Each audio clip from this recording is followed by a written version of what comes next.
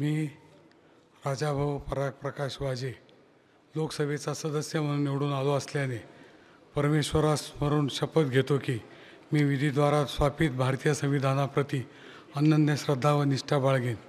भारतीय सार्वभौमत्वाचे आणि भारतीय एकतेचे निर्धाराने रक्षण करीन आणि जे कर्तव्य आता मला प्राप्त होत आहे ते नेकीने पार पाडीन. जय हिंद, जय महाराष्ट्र.